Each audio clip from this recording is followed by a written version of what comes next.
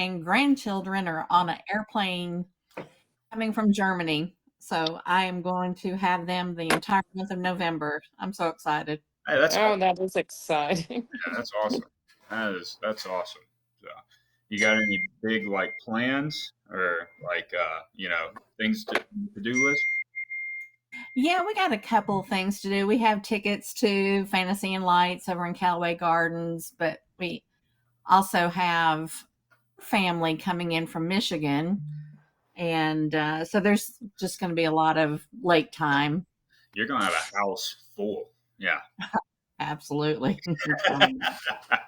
No better way, right? So Absolutely. yeah. So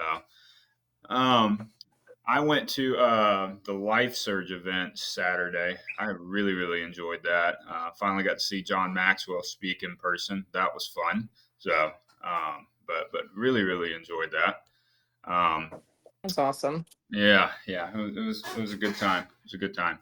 So, Abby, Rachel, Brenda, anything exciting? I headed to a closing. So Hey, yeah. that's a good thing on a Monday. Yeah. So Yeah. yeah.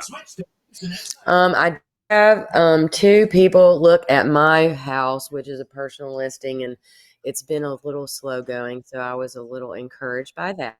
Yeah, yeah, it's Yay. yeah, That's great. that's awesome. Yeah, the it seems like things are like it's like either the water's on or it's off. Like, and I think that's just election. I don't know. That's the more and more I talk to people, the more and more that's what I hear. So, but make sure and get that information to candidate. We'll make sure and post it, share it, help you out that way. So, well, Thank you. yeah, yeah. And also, before we get started, I'm hopefully going to have in the first call news by tomorrow, like a procedure list of like when you get a new listing, when you get it under contract, when you get it just sold or something like that, who to send the information to and what information to send out. That way we can get it on social media. That way it's built out, it's shared, it's all the fun stuff. So, but I'm trying to do better about not just opening up the fire hydrant and y'all just drinking real fast. So releasing things in stages so we're all on the same page. I'm going to get this kicked off real quick. I want to start off with a story that we all can probably relate to. If you've been doing real estate and you've gone on listing appointments, you have probably had I'll set the stage real quick. This was an expired listing. I've been on quite a few expired listings, but normally every expired listing has some type of hate towards real estate agents, right? Like there's always something along the lines of them just not happy with agents because the agents allowed them to fail, and they just really just you ask how it went the last time the house was on the market, and normally it's never a good story. I mean, ever. So they already kind of have this kind of ugly bad taste in their mouth of realtors and things like that. But I went on this listing appointment, and she like the first 20-30 minutes I didn't say a word. I just listened, and I listened to how much she despised the last two agents. Like it was just, and then I'm sitting there thinking like, oh my gosh, do I even really want to work with this person? It was not good. But through all of that, long story short, she ended up really liking what I had to say and all the fun stuff, and got the listing. It'll be live in probably a week or two. But I kind of stepped back and I was like, what in the world? Like, because the first half of that listing appointment was just horrible. Like it was just I wanted to run out the door as soon as I got there. And I started thinking like what really changed? And I think the biggest thing that changed was I just listened. That's all I did. I simply asked questions and I just listened, and I made sure that she knew that I understood and felt I understood the way she felt, and that changed everything. And so kind of this Monday morning huddle is I wanted to kind of talk about communication, right? Because we all agree in this little Monday morning huddle right now that sales is nothing more than communication, right? That's really what it is. And I feel like we've all been in a situation where the client's crazy and they're going off the deep end and they're just spewing, they're vomiting out of the mouth. Like it's not fun. But I think the important thing to know about communication is 90% of it is just listening. Like that's really all it is, and because I feel like if I would have gone in there and in that situation, and I would have interrupted, or I would have stopped, and I would have got a dig in, or I would have if I started telling her instead of selling her, which is selling is communication and communication is listening, it would have gone drastically different. And that kind of reminded me of, or like, I guess that leads into like, I think something that I get caught up in a lot, and I think we all kind of get caught up in is that we kind of we tend to get argumentative, right? We tend to get when a client says, well, I think this or I think that, we tell them like, no, it's actually this way. We give them a reality check. I've heard that, right? Like we give them a reality check. But the important thing to understand when you're communicating with someone is, going on listing appointments or buyer presentations or meeting with an investors is sales may be a battleground, but sales is all about finding common ground. That's really what you're there to do. And the only way you find common ground is listen for that common ground. And I think the most important thing to do when you're meeting or communicating with anyone is remember why you're there. Right? Remember why you're actually at that listing appointment or at that buyer presentation or meeting with that investor or whatever it may be, or you're prepping for that phone call. Remember why you're there, because more than likely what happened is that someone called you. They had a property to sell, or they wanted to buy a house, right? They had a problem, right? And you're there to help them solve that problem. Right. So really what it is remind yourself that you're there to serve. It's all about them, because that's really what communication is. Right. If you are at any point in the conversation or any point in the presentation only talking about yourself, you can almost guarantee that it's not really connecting with them. It's not really, if you're, and the best example I can give on that is, imagine that you're in a doctor's office, right? And you're in a doctor's office and the doctor comes in and you've got a bum knee or whatever it is. And the doctor comes in and starts saying, well, I just wanted to tell you that over the past 30 years of experience, I have won multiple awards. I have an 85% success rate on healing people. I can get them fixed up and I'm your guy. That's what I'm going to do. Would that really make you feel comfortable in listening to like doing whatever the doctor says to do? It probably wouldn't, right? But most doctors, when they come in, they say, hey, I understand you have this problem, right? I understand that it hurts here, or that you're having issues here, whatever it is. And after I've been doing this for a long time, and so I understand what you're going through. And I've had other people feel or felt the same way. Right. And so what we're going to do is we're going to create a plan that's catered just to you. We're going to say, just to you. And we're going to do all these things and your leg's going to get better. You'd probably feel better on the second half, right? On the second half. And really what the doctor is doing there is he's taking it just from talking about him, his accomplishments, his successes, all of the fun stuff. He's taking the conversation, not making it about him. He's making it about the patient. And so I think that's something that's super, super important. And I also want to give just a little quick tidbit on probably the most powerful dialogue. And I may have already covered this. If I did, it's a good reminder of, and I picked it up from John Maxwell a couple years ago, is the feel, felt, found, find, right? Is anybody on the call heard that before? Some people? Yeah. Carol has. Yeah. Mom has. Okay. Leah has. Yeah. But I think it's super, super important. Because it is, if you're ever in a tough situation, if you're ever, trying to say, how do I have this conversation? I can't believe this seller just said this to me, or whatever it is. It's the most powerful script. It's the most powerful dialogue that you can ever use. And so again, it's feel, felt, found, find, and it works for absolutely anything. Did anybody on this call recently have a tough conversation with a buyer or a seller recently? Anybody? Scenario? Muggs? Abby? Somebody start talking. Yeah. Abby, you're on. Well, Go ahead, Muggs. Well, right now. Yeah, I'm go doing ahead, this. Mark. Go ahead. Yeah. I'm sorry. Go ahead. Right now I'm dealing with my aunt that lost her husband, my uncle, several Yeah. months ago, and I've got to sell her house. And she found a house she wants to purchase for sale by owner, which is also the daughter just lost her father.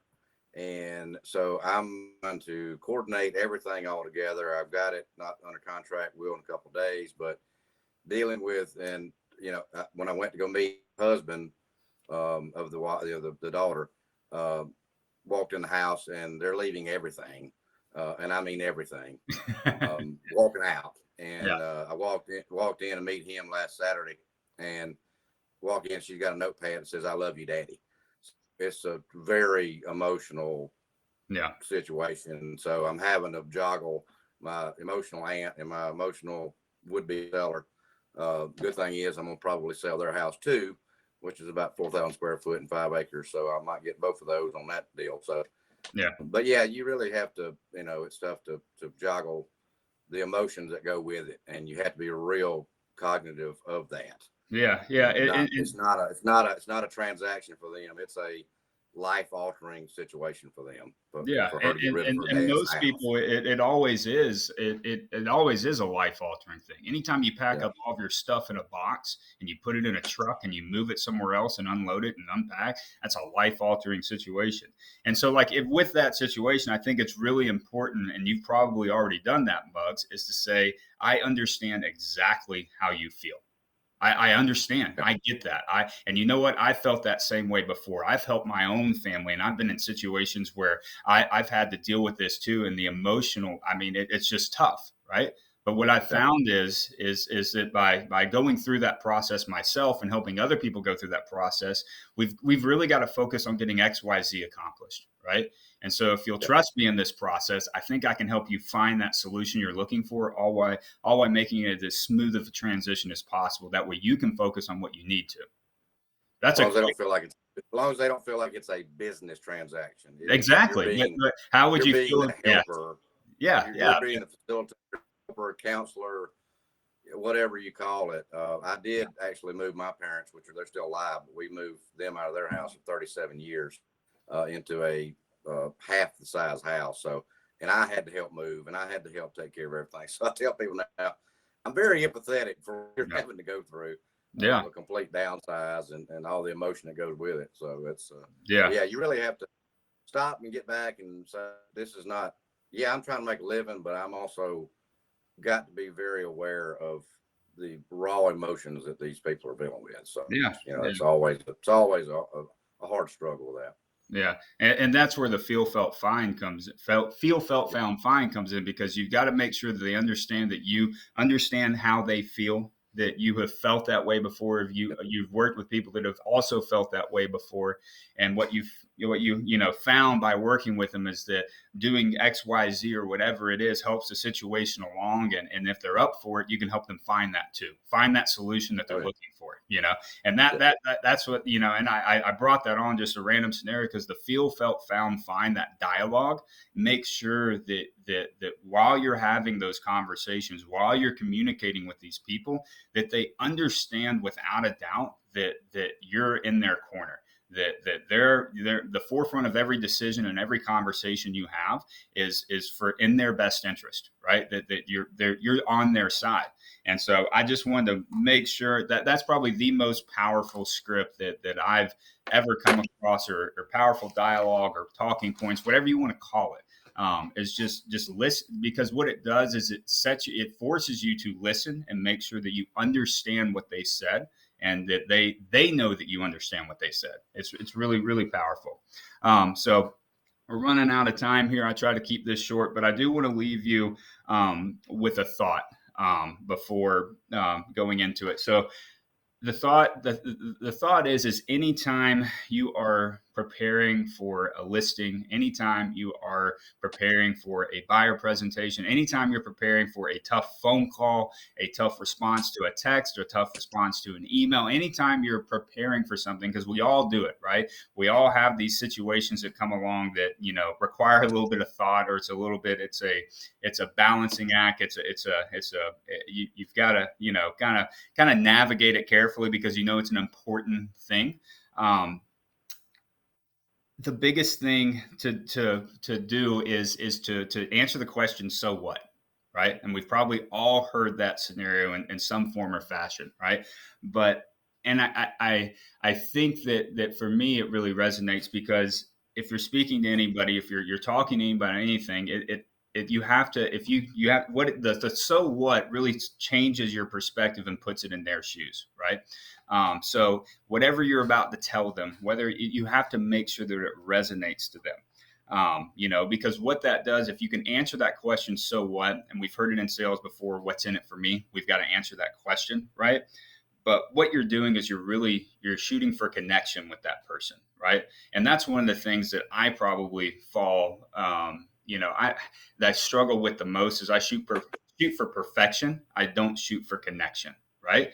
And so when you're looking at that and you answer that question, so what, it really sets you up while you're preparing, while you're thinking about how to say something or how to respond or whatever it is, and it changes your perspective to where you're looking at it and listening it from their shoes. So, but anyway, I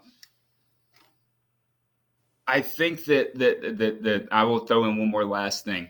If you get to a point where everyone you come into contact with, or your clients or whatever, if they get to a point where they know beyond a shadow of a doubt that you do care, that every decision, every conversation you have, that it's all about their best interest, and that you absolutely are going to do everything you can, that you're in their corner, sales doesn't really happen, right? You're not selling anything, right? It just becomes communication and serving at that point.